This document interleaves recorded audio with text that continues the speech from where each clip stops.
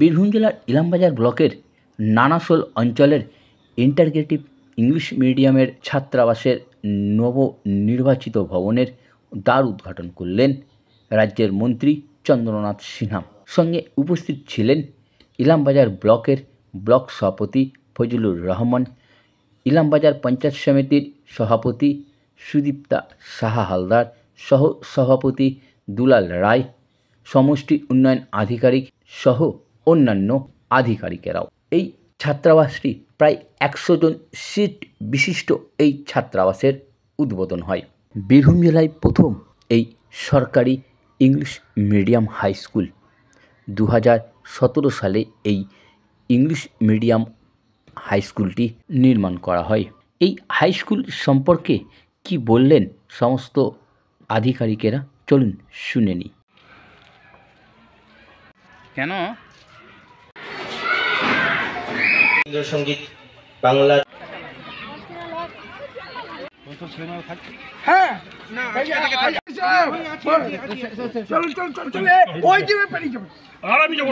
ছোট মাঝারি উদ্যোগ ও বস্ত্র দপ্তরের মাননীয় মন্ত্রী, অসংখ্য ধন্যবাদ। আজ আমাদের বিদ্যালয়ে বহু বাংলার বায়ু বাংলার ফল পূর্ণ হোক, পূর্ণ হোক, পূর্ণ হোক হে ভগবান।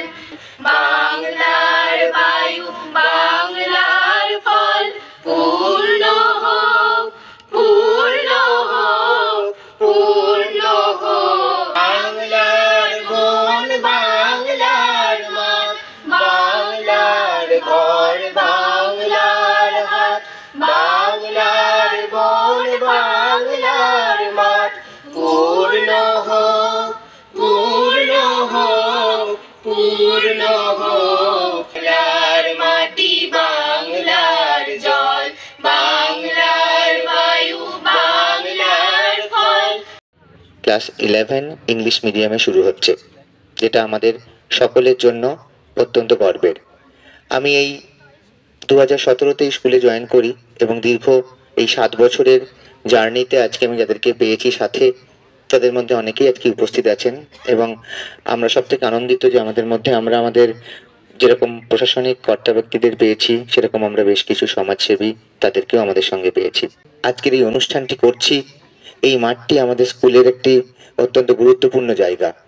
একটা স্কুল তার সম্পূর্ণ বিকাশ তখনই সম্ভব হয় যদি সেই স্কুলে পড়াশোনার সঙ্গে সঙ্গে খেলাধুলা, শরীরচর্চারও একটা সুযোগ সুবিধা থাকে, যার অত্যন্ত অভাব আমাদের স্কুলে রয়েছে প্রয়োজনীয় জায়গা না থাকার জন্য।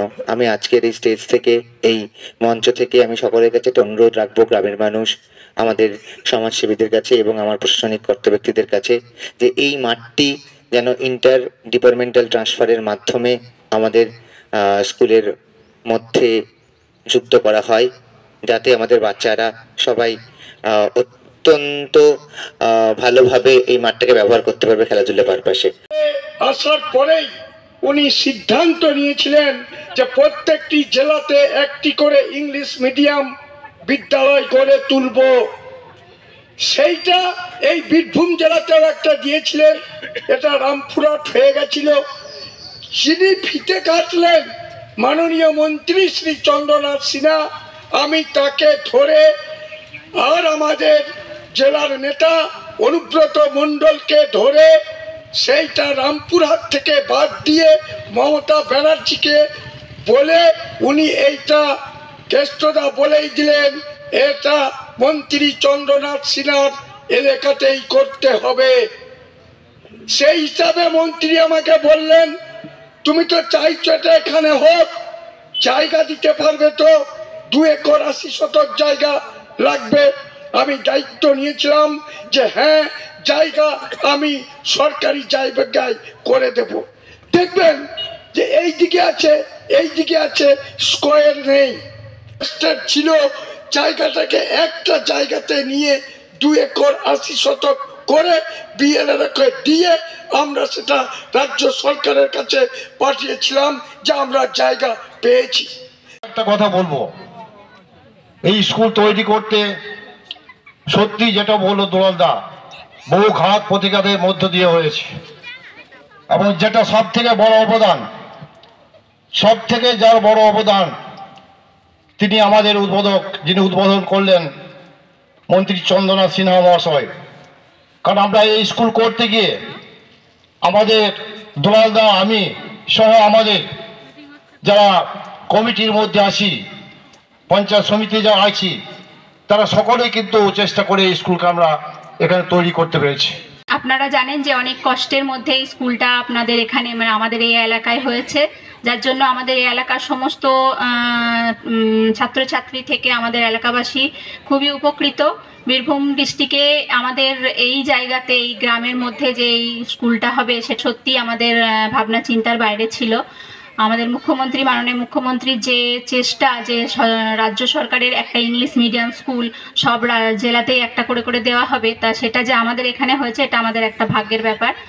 আপনারা সবই শুনলেন যে কিভাবে স্কুলটা হয়েছে। এই স্কুলটাকে এইভাবে সুন্দর করে ধরে রাখার দায়িত্ব, কর্তব্য সবকিছুই আপনাদের। হোস্টেল উদ্বোধন আছে, এই একটা মাত্র এটা হোস্টেল উদ্বোধন হয়েছে। নমস্কার।